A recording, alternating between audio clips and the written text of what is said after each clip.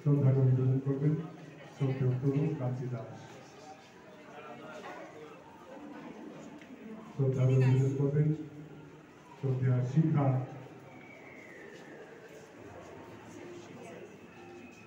শিপ্রা সাহা শিপ্রা রায়।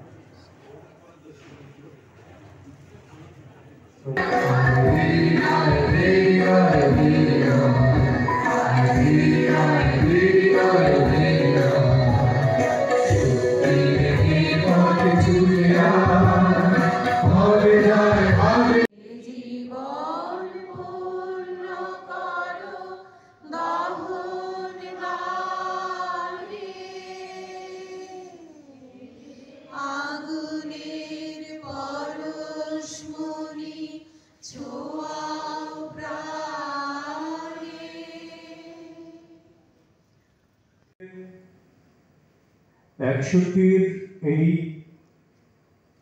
ভাষা আন্দোলন যেটা বরাক কেন্দ্রিক, সেটা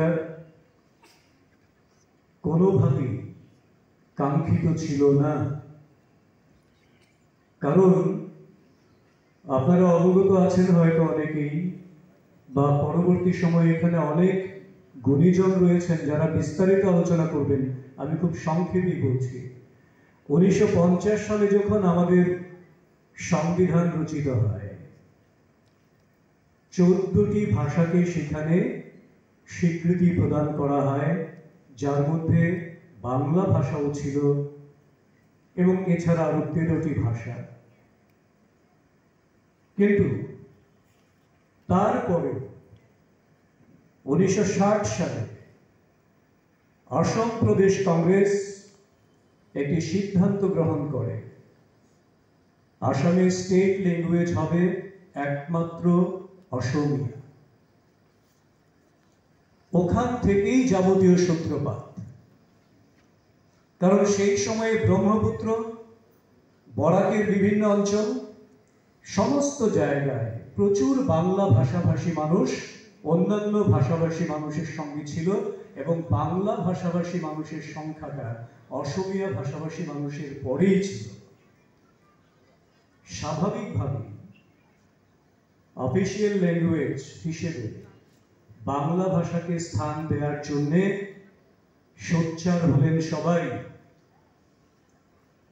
এবং তারই প্রতিবাদে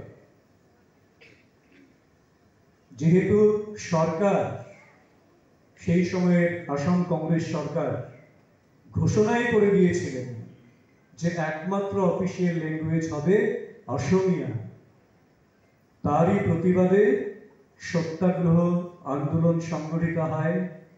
এবং এই সত্যাগ্রহ আন্দোলন একটা সময় পর্যন্ত যথেষ্ট মাত্রায় সংযমী এবং অহিংস ছিল। একটা সময়ের পর প্রায় দুপুর 2:30 নাগাদ আচমকা সেখানে তাদের উপর গুলিবর্ষণ শুরু হয়।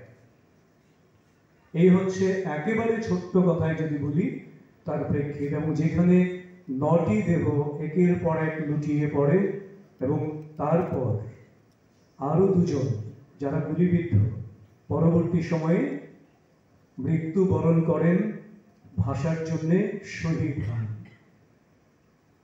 তাদের মুখে একটি কথা ছিল, জান দেব জবান দেব না। কেন ছিল এই কথা?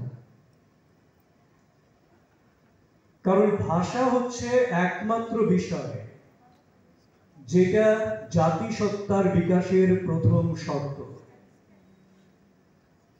আমাদের সাংস্কৃতিক বিকাশ, আমাদের ঐতিহ্যের উত্তরাধিকার, এই সমস্ত কিছুকে নিয়ে আমাদের আত্মপ্রতিষ্ঠা এবং আত্মপরিচয় যার মাধ্যমে প্রথম প্রকাশিত হয়, সে হচ্ছে আমাদের ভাষা।